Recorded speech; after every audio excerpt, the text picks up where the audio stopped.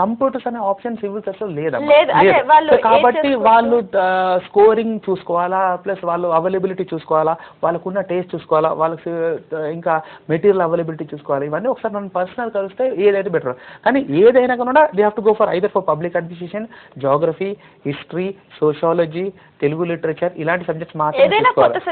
ఏదైనా కొత్త subject, they have to come for కొత్త సబ్జెక్ట్ మాత్రమే. సో కాబట్టి ఇలాంటి సబ్జెక్టులు చూసుకొని వాళ్ళకి తగ్గట్టు, అంటే వాళ్ళకి ఇంట్రెస్ట్ తగ్గట్టు ఆప్షన్ తీసుకుంటే వాళ్ళు చదువుకోవడం చాలా ఈజీగా అయిపోతుంది వాళ్ళకి. కాల్ చేద్దాం. హలో హలో అండి, నమస్తే, చెప్పండి మీ పేరు? శ్రీనివాస్ అండి. చెప్పండి మీ డౌట్ ఏంటి? అదే 93లో 10th రాశానండి, మానేశాను. ఇప్పుడు ఏమైనా చదువుకోవాలన్నమాట. రైట్ శ్రీనివాస్ గారు, చాలా మంచి ఐడియా. 93లో 10th రాసి మానేసి మళ్ళీ ఇప్పుడు చదవాలనుకుంటున్నారు. చదవండి. ఓపెన్ యూనివర్సిటీ ద్వారా మీరు గ్రాడ్యుయేషన్ చేయండి. ఓపెన్ యూనివర్సిటీ ద్వారా గ్రాడ్యుయేషన్ చేసి ఆ తర్వాత సివిల్స్ రాయండి. మంచిదే కదా, very good idea. Okay sir, Mahendra గారు మీరు చెప్పండి, ఫైనల్గా ఇప్పుడు సివిల్స్ ప్రిపేర్ అయ్యే అభ్యర్థులకు మీరు ఇచ్చే సలహాలు సూచనలు. సివిల్ సర్వీసెస్ అభ్యర్థులకు నేను ఏం చెప్పదలుచుకున్నానంటే, మీరు చాలా సీరియస్గా, సిన్సియర్గా, నిజంగా కష్టపడి వర్క్ చేయండి. మీకు గ్యారంటీగా సర్వీస్ వస్తుంది. చాలామందికి ఒక డౌట్, అంటే సివిల్స్కి ముందే అనుకుంటారండి, నాకు రాదేమో, చాలా టఫ్ ఎగ్జామినేషన్ ఏమో, లేకపోతే నేను చెయ్యలేనేమో అని చాలామంది అనుకుంటారు. అలా ఏం లేదు. అందరూ సివిల్స్ వస్తే సెలెక్ట్ అయిన వాళ్ళు మీలాగా మాలాగా నార్మల్గా వాళ్ళు కూడా ఇక్కడ పైనుంచి రాలి, మీలాగా మాలాగానే మామూలు ఎగ్జామ్ రాసి పాస్ అయిన వాళ్ళు కూడా. సో మీకు ఏంటంటే మీరు అలాంటి ఎడ్యుకేషన్ పెట్టుకోకండి. లేకపోతే ఇంగ్లీష్ మీడియం నుంచే రావాలా, లేకపోతే కాన్వెంట్ స్కూల్ నుంచే రావాలా, హైదరాబాద్ వాళ్ళు మాత్రమే అలా రూరల్ పీపుల్ నుంచి కూడా చాలా మంది, మాకు రిజల్ట్స్ ఎక్కువ రూరల్ పీపుల్ నుంచి వస్తుంటుంది. మాకు వాళ్ళు నిజంగా హార్డ్ వర్క్ చేసి చాలా కష్టపడి చదివే వాళ్ళు ఉంటారు. సో కాబట్టి మీరు ఇలాంటి ఎడ్యుకేషన్స్ ఏం పెట్టుకుంటే చాలా సీరియస్గా సిన్సియర్ ప్రిపరేషన్ మొదలు పెట్టి మీరు గ్యారంటీ సక్సెస్ వస్తుంది.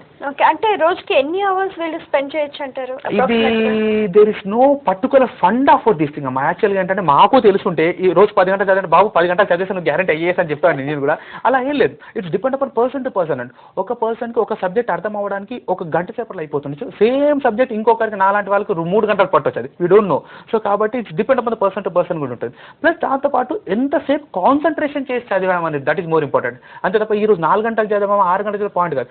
హాయిగా కాన్సన్ట్రేషన్ చేసి ఖచ్చితంగా చదువుకుంటే రోజుకు ఒక 3-4 అవర్స్ చదువుకోవాలా. ఒక 3 అవర్స్ సబ్జెక్ట్ పెట్టుకోండి, ఒక 2 అవర్స్ జనరల్ స్టడీస్ పెట్టుకోండి, రోజుకి 5 గంటలు చదువుకుంటే మీరు ఈజీగా ప్రిలిమినరీ గేట్ అయినా అయిపోతారు. ఏం ప్రాబ్లం ఉండదు. ఓకే, అంటే ఎగ్జామ్ రాసేటప్పుడు చిన్న చిన్న టిప్స్ ఏమైనా చెప్తారా?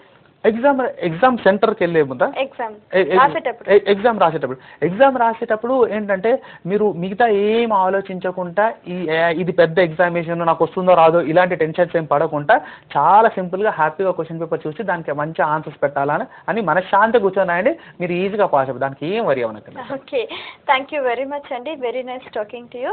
చూసారు కదండి, ఇది ఈనాటి మన గైడ్ కార్యక్రమం. రేపటి కార్యక్రమంలో మరో గెస్ట్తో మళ్ళీ కలుద్దాం. Until then bye.